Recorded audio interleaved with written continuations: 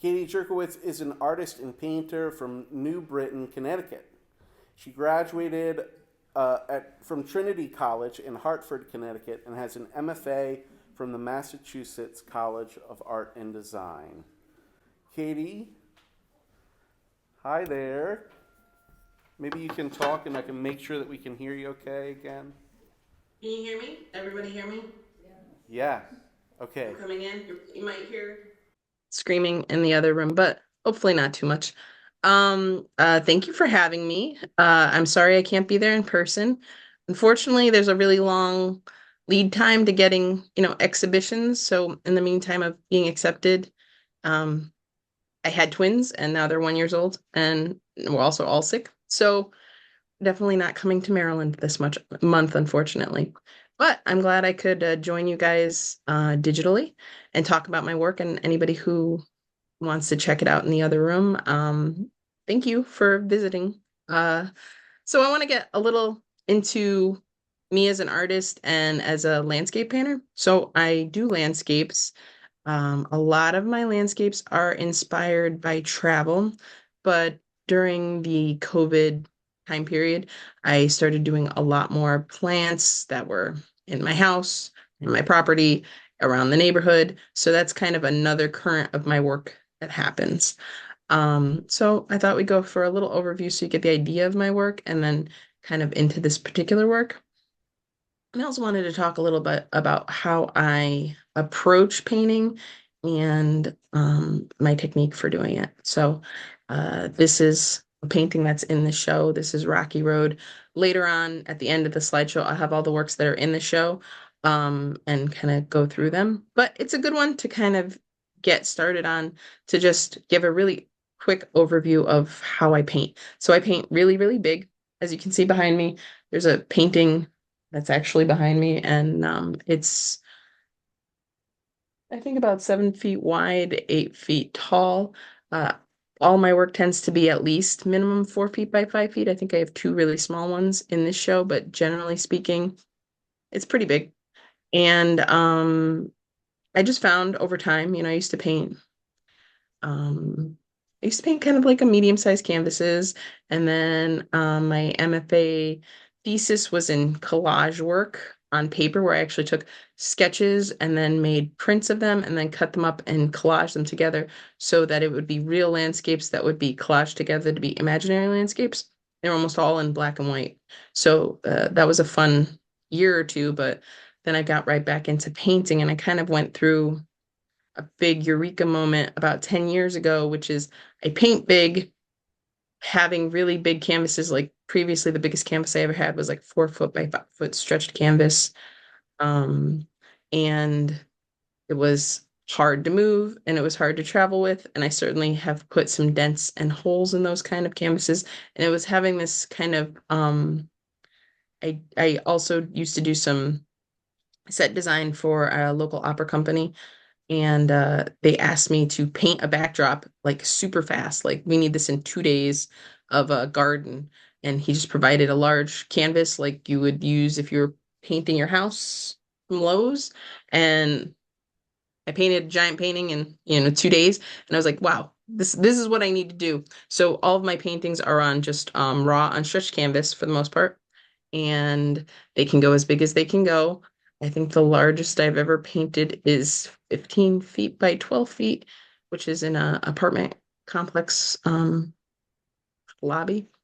But generally 4 feet by 5 feet, maybe up to like 6 by 9. Um, this process lets me store it rolled, ship it rolled, send work without a forklift or crates and assistance and lots of space since I paint in my house. So that was a big key. And the other key for me was switching to acrylic, doing acrylic on unprimed canvas, which ends up using a lot of paint, but also gives it a much different feel than that kind of very shiny, smooth surface that you would get on a primed canvas or wood. So that's another thing that links a lot of my work. I also think of my paintings as being kind of drawings in paint, which you can really see here in this painting, the way I've approached the clouds. and the stones and all that kind of thing is, I think of them more as sometimes they get readjusted, but almost like a one-off giant drawing in paint. So if I kind of ruin it, then it just has to get, you know, used as a scrap instead of a finished painting, because part of the other connecting tissue is that the canvas in the back often comes through. So moving on, this is in the show, but we'll talk about it as a place and the work itself a little later. So I just want to go through some of my work so you get an overview of what I do. Um, so these are some landscapes. This is Portofino, Italy, and this is Chicago. I do tend to be very, very loose and very, you know, not realistic in my color schemes. I think it's more, I work from drawings, usually sketch in black and white. So it's very much I take photos, I do sketches, but I am in no way married to the ideas. It's more the impression I get from being someplace. What are the colors that struck me? What is the thing that really struck me about the scene? Were the waters crazy? Was it windy? Were just the overwhelming size of the buildings? So I have a tendency to be more of I guess you could say expressionist, but I could almost think of myself as a fauvist, I guess, in that it's completely unrealistic colors and flat, bright colors. So that's pretty much what you get with my work. Here we got some Fort Lauderdale and Quechee Gorge, Vermont, the Grand Canyon of New England, I believe. Over here we've got a South of France one. I did a whole series here in South of France. This is Monaco on the right. Oh, this is a really big painting I did of um, Cap Martin. We can see Monaco in the distance. I think the size on this one is 15 feet long, but it's a shorter one. It's like 8 feet tall. Let's see, this is a really large one. So this is kind of the idea of some of the non-landscapey ones I'm doing, which is more plants, but as sort of patterned textures. These are all plants from my house, a lot of ferns and tropical things that I have growing. So really like a built up layer of work is how I really enjoy the kind of plant-based work, local-based work. I think there's a lot of I don't know, interest in texture and things. Excuse me one sec.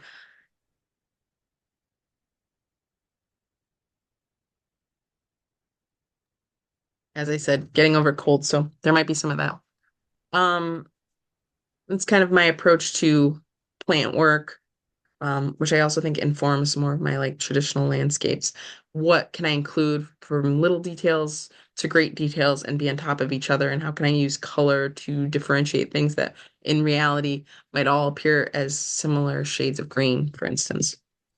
So here's more examples of that um, from the last few years. Okay, so this particular road trip, my husband and I started in San Diego. We weren't married yet. We got married in Las Vegas and then drove back home to Connecticut. So we flew to San Diego and rented a car. And last big trip I've been on, that was about 2.5 years, and I don't really anticipate traveling too much. So I think I will be mining my sketches and my photos from the last 20 years for the next few for my landscape paintings. But you can see the kind of things we were seeing. And these are almost direct ideas that are in some of the paintings in this series. So I'm going to show you both the ones that are in the other room and some others that are part of the series. This is, the Hoover Dam, and we've got the Grand Canyon. And we did kind of a southern route. We went to Monument Valley. Lots and lots of just random places where there was no other cars and you were the only person on the horizon. Oh, a little fast there. A lot of just trains and atmospheric things going on, and driving a clear cut across Texas, pretty much from New Mexico to Arkansas. So stayed in Amarillo and we stayed in Dallas, and otherwise drove pretty much straight through, and it was all wind farms. So that leads us to the inspiration for the paintings, and I'm gonna take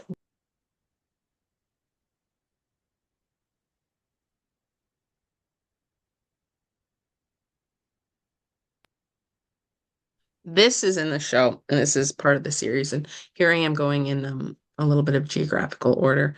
So this is in California.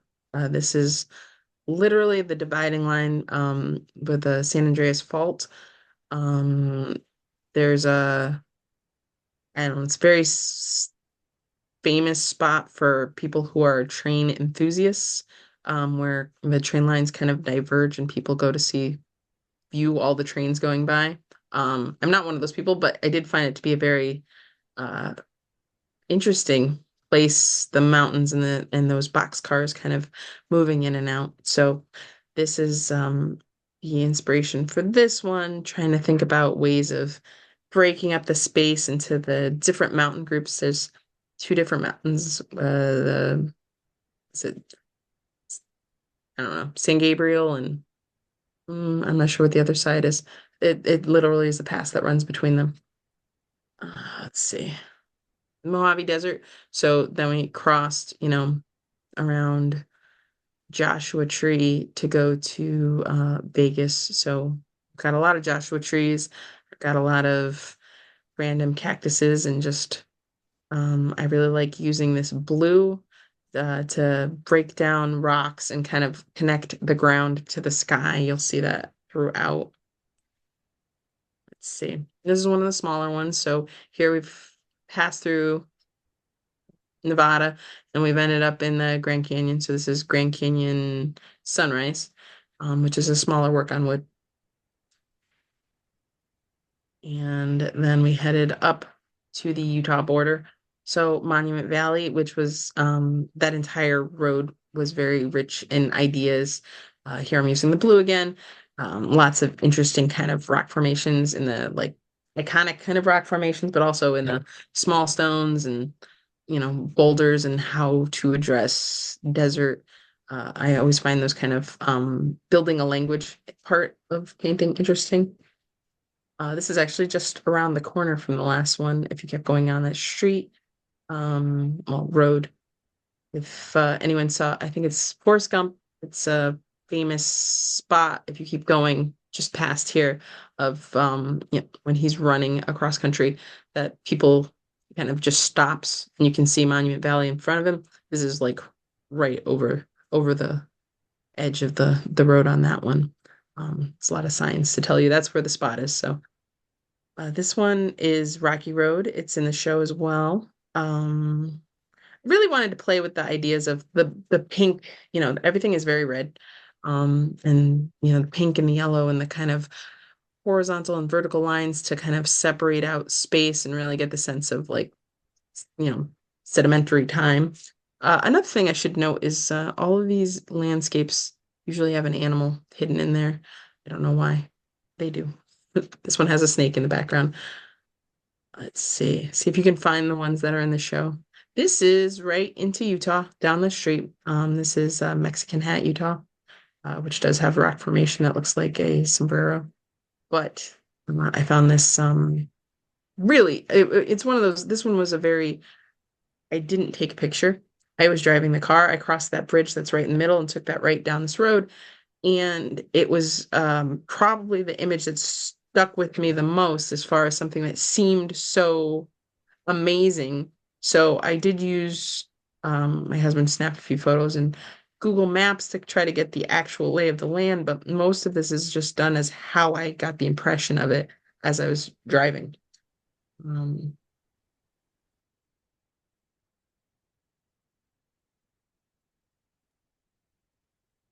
and we come to okay, so this is also in Utah, Landing, Utah. Not a place I've ever heard of, but this is what my phone tells me where I took this photo. Another open road one, there's just so many when you're just the only car, the only people who seem to exist under the sky. And I really like the interaction of the clouds with the stones.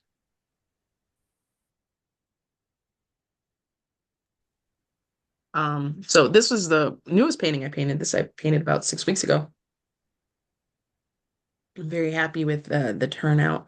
I'm really liking the kind of more abstract way I've been breaking down the stones and the rocks. So I see that going even further to maybe even less reference to actual physical places in the future. This is in New Mexico. This is another kind of open road picture. I think I showed it in the slideshow. A smaller wood painting. Let's see. So here we are, Texas wind farms.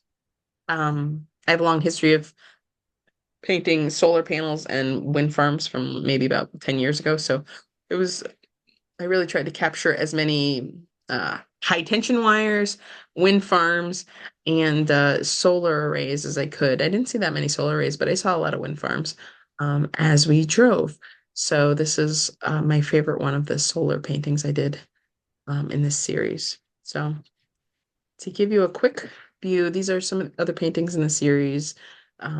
This is looking down into the Little Colorado River Gorge, over a cliff face over, into the across the way. This is a Grand Canyon sunset painting. This is, oops, those are both Grand Canyon paintings. As you can see, this is like one of the first ones I did in the series, and the treatment of the paint and the setup really changed over the course of the last 2 years of painting it. This was a little more like how I would approach, like, okay, so this is an actual area and I have to kind of try to describe that there's depth and there's, whereas eventually over time I just kind of started giving up on that, and I think to better success. Verdam, Joshua Tree, another Joshua Tree. That is also the Little Colorado River Gorge. This one I think I might have gone too far in the abstracting, but it did add a dinosaur down here, so it works out pretty good. This is one of my favorites, Valley of the Gods in Utah.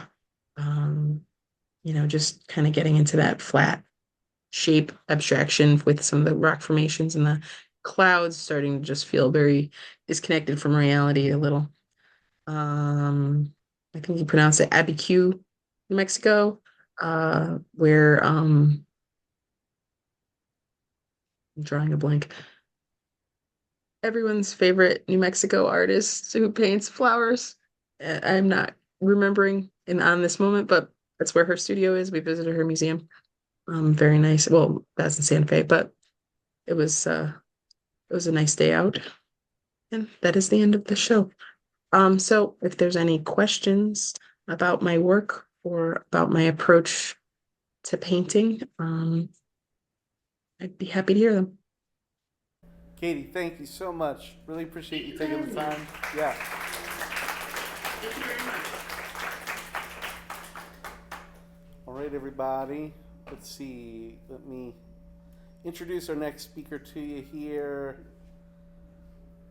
Doug Moulden is an artist in Frederick, Maryland. He studied drawing at the Corcoran in Washington, D.C., and graduated from Virginia Commonwealth University with a BFA in sculpture. In 1996, he became a full-time artist and has exhibited in numerous group and solo exhibitions across the country. Would you welcome Doug Moulden?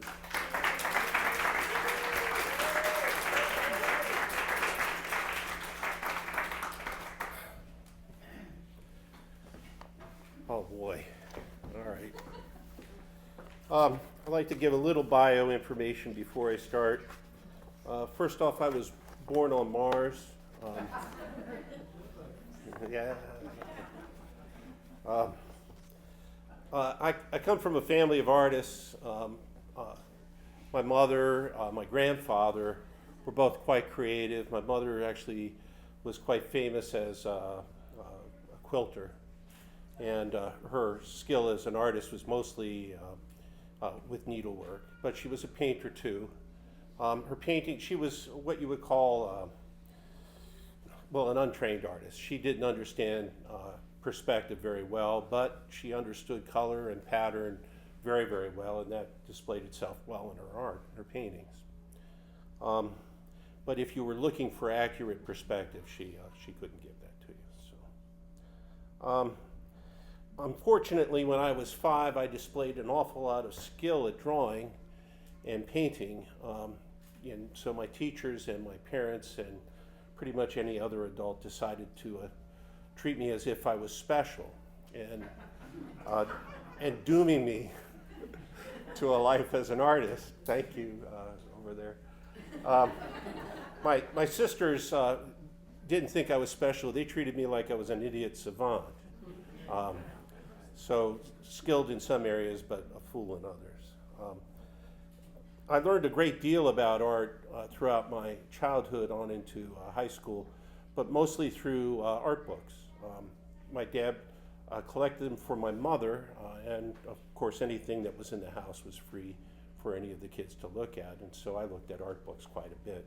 I knew a lot about art, but I actually never saw art at all, except for my mother's art.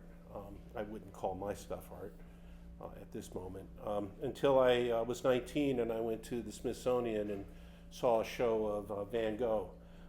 To sort of give you a picture of this, I was very skinny. I had bell bottoms on and a sort of blousey shirt, and I had really long hair. And when I went into the show, my hair stood up on end, and so then I had a halo of hair.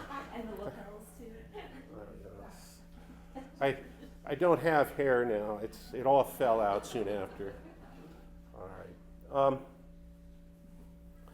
Pablo Picasso said many times that he knew how to paint and to draw imagery, but that he chose not to. And every now and then he would prove that to everybody by doing a beautiful little drawing or painting of somebody. But throughout my life as an artist, I've been encouraged by many of my friends who are artists that I should maybe be more abstract. I should be an abstract artist. And I do have a response to that, which is that I'm well versed in almost all of the art forms. I studied art intensely for many, many years. And so I know about non-representational art, I know about abstract art. I just choose to use imagery, so the opposite of Picasso. But there's a reason for it, and I think it's an important distinction. With abstract art, it's hard to find, what's the word I use?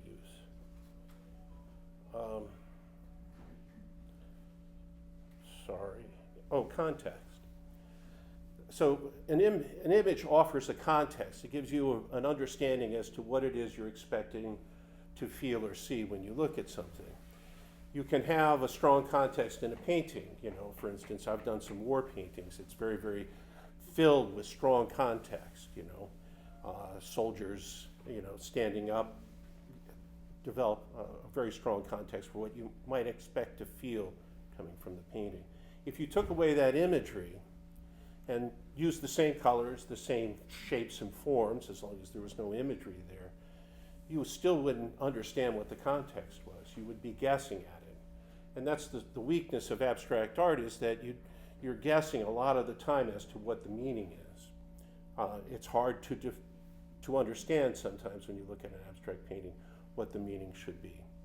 I prefer the abstract kind of art that I call, it's more technical. It's about composition and color and texture, as opposed to having an emotional meaning, because emotion is very, very difficult to convey, I think. But at any rate, so I've used imagery because it offers context, and I like the context that it offers. Now, from a little boy on, I've been in love with landscapes. So I've been making landscape paintings and drawings since I was 6 or 7, I think, somewhere in that range. And I've never really diverged much from it. I had a period of time where I tried to do portraits of people. No one liked the portraits I did of them. So I didn't like the portraits I did of me, so self-portraits didn't seem to work out too well, so I stopped doing that. But what's really nice about a landscape is that a tree has never once complained to me about getting him wrong.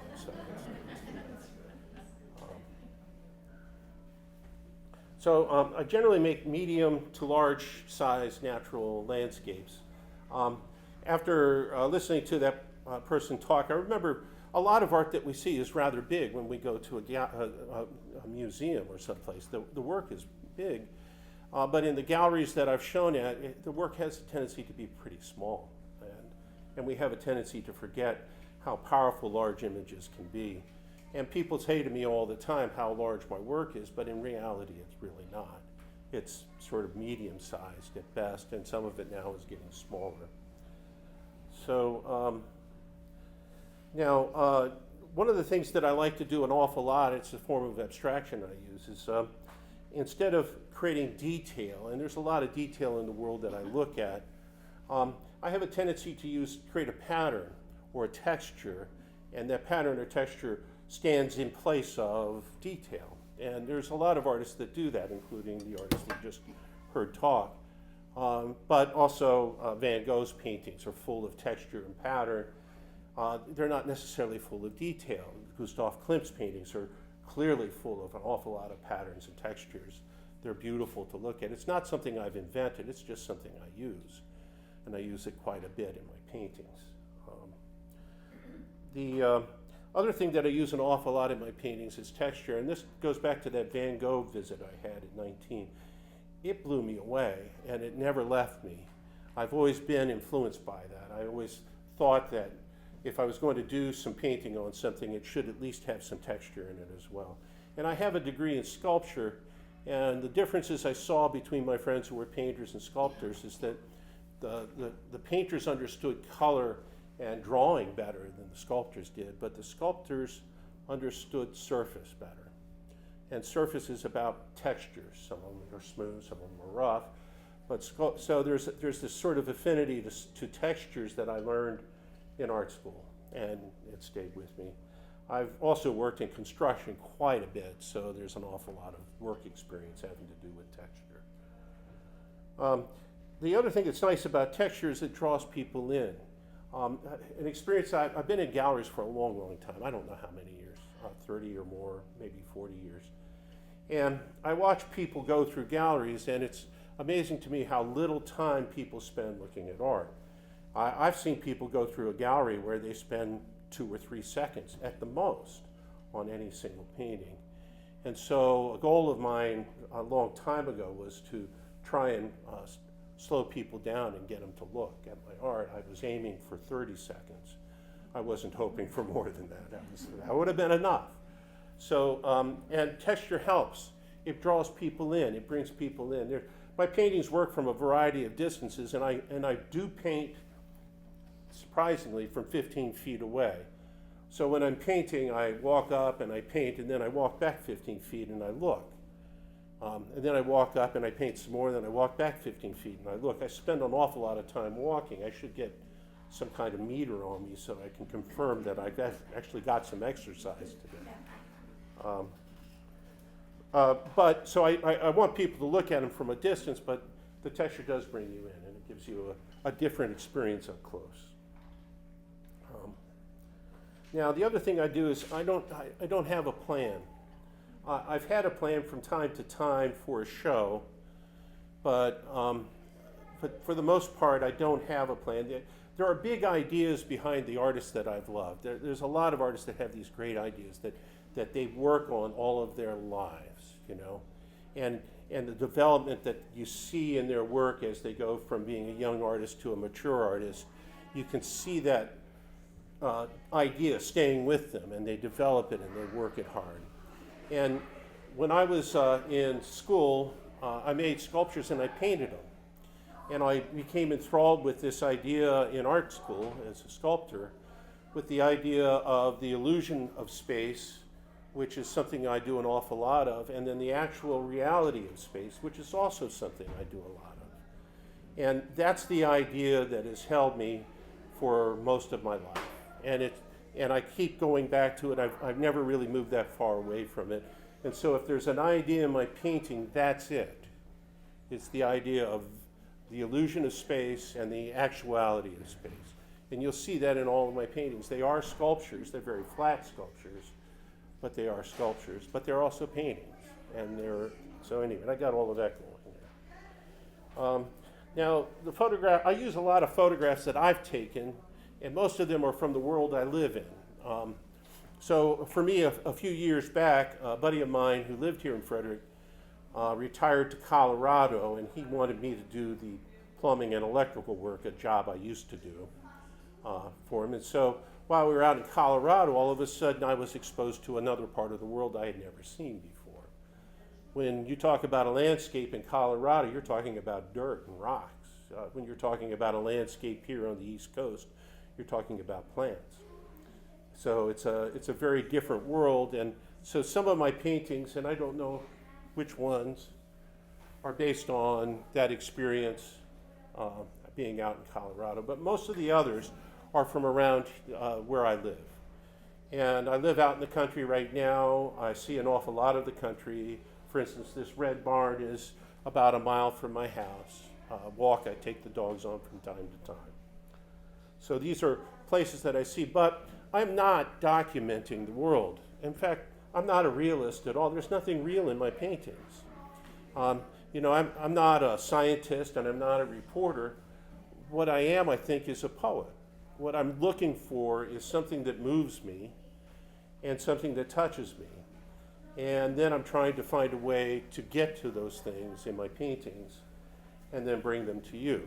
So I don't expect you to get the same reaction that I had to the things that I see, but that's what motivates me. That's where the ideas come from. Now, I used to draw a lot, but I only draw a little now, but I still do quite a bit of drawing, but not like I used to. So what I'm working from are photographs. What I like to do, and what's so difficult in the way I paint, is that I can't change my mind in the middle of a painting easily. I can, and I sometimes have to, because the painting is awful, but what I can do is before I start, I can change the photograph. So I've learned to use Photoshop, and I take and I alter the photographs a lot. In fact, I find a photograph I like, I make 7 or 8 different versions of that photograph, different ways of looking at it, different kind of colors to it, different ways of abstracting it and simplifying it or changing it and altering it or doing several things to it at once. And then I find something that I like, and then I turn that into a painting, and that's where I work from. So I'm not a plein air artist, I'm a fancy air artist, okay? It's a different terminology, okay? The other thing I like too is, like the artists in the Renaissance, I like to think of my paintings as a doorway into another world. And that was an idea that was very, very strong in the artists of the Renaissance, this window into someplace else. And now for them, they framed it heavily with these big ornate frames to create that sense of a window. And I have some small frames on some of these, and others I don't. But most of them are inviting you into some other place. And that place is a fairy tale. In fact, that's what I paint is fairy tales, I think. I paint fairy tales of the experiences that I've had in my life and all of those kinds of things.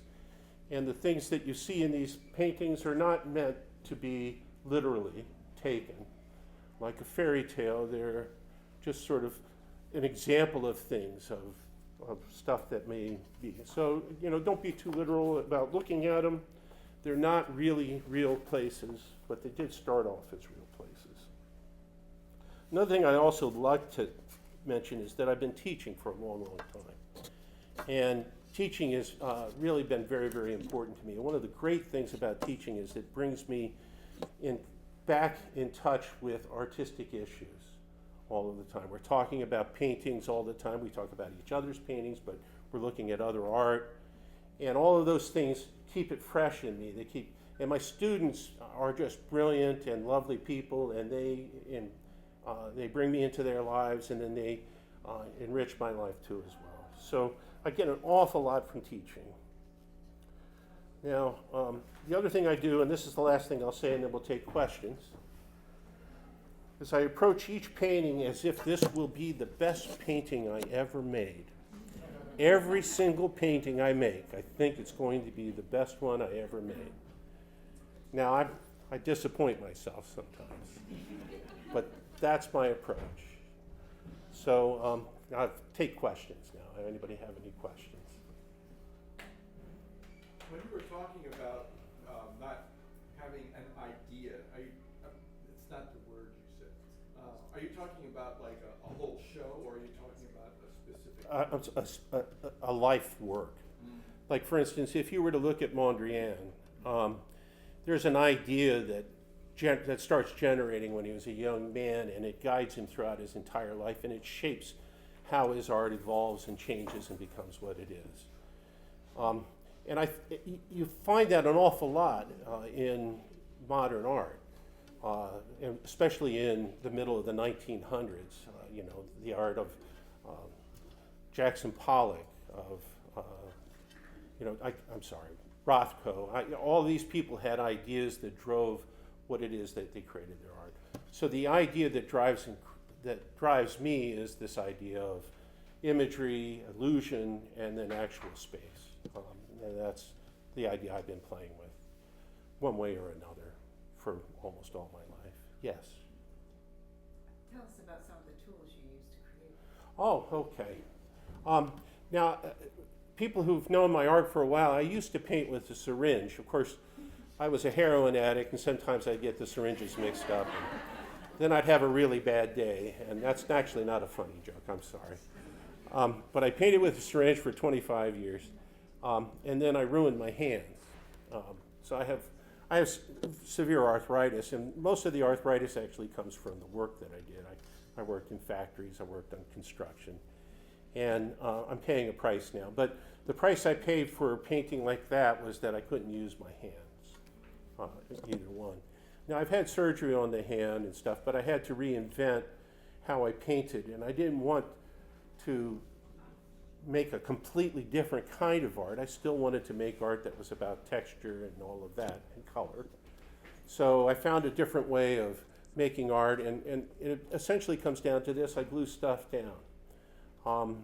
I glue a lot of stuff down, and some of it I paint, some of it all of it I paint, never mind.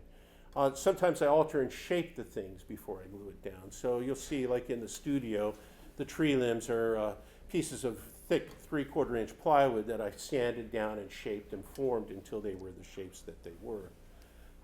I cut out little thin pieces of plywood. You see them in all of these paintings.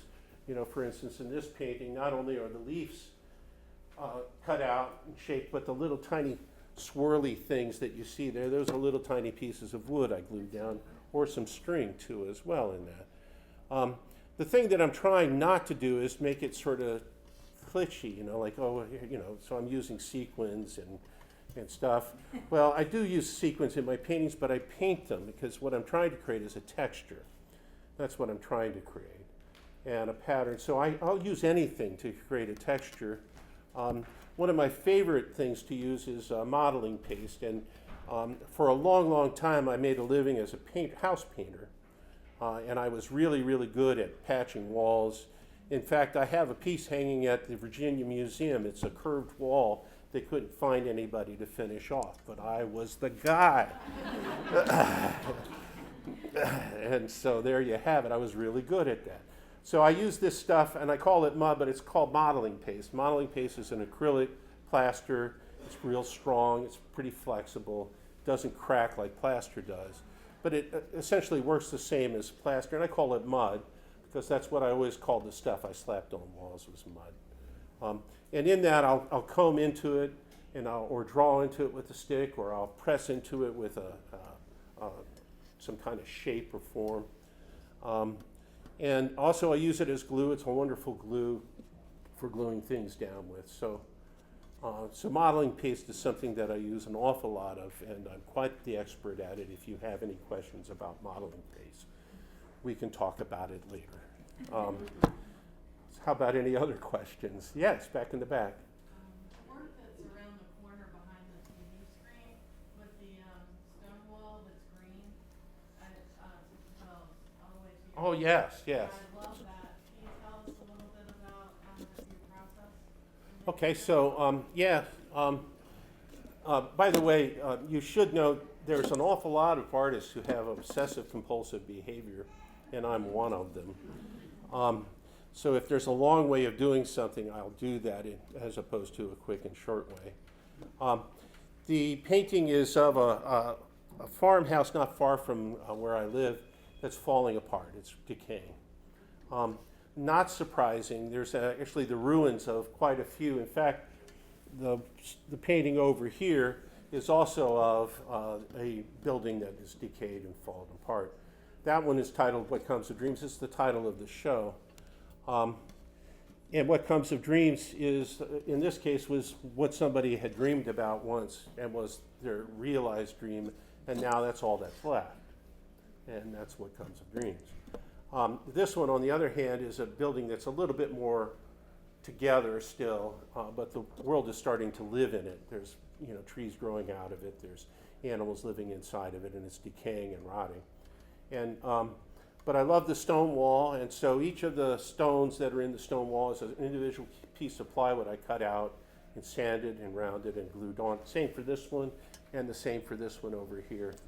The basic trunk of the tree is another piece of plywood I cut out in shape, but all of the smaller limbs are different size cords and string that I soak in acrylic medium and then lay down in shape. When I'm making a piece, I can't do anything because everything sticks to me. I touch it. And when I'm using polyurethane glue, which is what I use to glue wood things down with, that sticks to your hands for about 2 weeks before it falls off. It doesn't come out. So for a long time, I don't have fingerprints. I could do something, but I'm too well behaved not to. But the inspiration, once again, is of these places that I find that were somebody's life at one point or another, and I'm drawn to it. I see a sort of simile with my own life. I fear that things are decaying around me, including my own body and my mind, and I can't control it. I want to, I find fascinated by it, and this slow process to decay becomes part of how I think about things. And so that's also in these paintings when you see these old places. There's that thinking going on. Yes, in the back. Yes, I wanted to go back on the issue of the sculpture thing, because sculpture approach, because it's not just about the texture. I mean, looking at it and also hearing you talking, these are not just bas reliefs or whatever. They have a dimension that's almost architectural, right? It's almost Yeah. a building in three-dimensional space. So- It finds itself on the canvas instead. So because you spent your whole life actually building things as well. Right. So can you just elaborate on that? Yeah, sure. So I'm trying to remember the word. We had a word for bas relief. That's the word. So bas relief is a sculpture that reads like a painting. Okay, it's a sculpture, but it's flat. We see it more or less with the same rules that we would apply to painting, in that we see the perspective of it, the layering of it, and all of that. But in actuality, it's a sculpture. It's a very shallow sculpture, and that's what my paintings are. Is they're shallow sculptures. They're bas reliefs. I used to make. It's an interesting transition, because when I got out of art school, I was making sculptures, things that stood in the middle of the floor. But after getting married and raising 2 boys and having dogs, anything I had on the floor got broken, and so it went on the wall. And then through a process, and I know, Richard, you actually have one of my old sculptures. It was much more sculptural back then. I made things out of paper mache, shaped them and formed them. But they kept getting flatter and flatter and flatter, and over the years I realized that I really wasn't making sculptures so much anymore, that there were more paintings than there were sculptures, which is why I call them paintings. They're also called paintings because there's an awful lot of paint on them. So, yes, dear. Would you ever consider doing a sculpture like Luis Jimenez sculpture at Gallery Place at the Mexican Cowboy? I don't know. I'd have to look at them and see and think about it. It's very colorful. It's kind of like polyurethane, but I was thinking that the colors and your technique of small pieces would be really interesting. Yeah. Well, it would. In fact, David Moulden makes little sculptures too that he paints, and I have often thought that we were thinking about the same ideas, slightly different in how we approached it. There's an awful lot of people who make these things. I don't claim a great deal of originality. Jimenez sculpture is about 60 feet tall. That's too big for me to handle anymore. Well, and it is. I have a lot of problems with my body, so picking up something like that is a real problem. Yeah. Neither one of us likes to collaborate here. But we do like being artists. So, yes? I'm really curious about the weight of really any of your paintings. You talked about how you use wood in those paintings, Yeah. and then you have layers, and I'm sure that must be heavy. How do you hang that on the wall even? Oh, she gets a gift.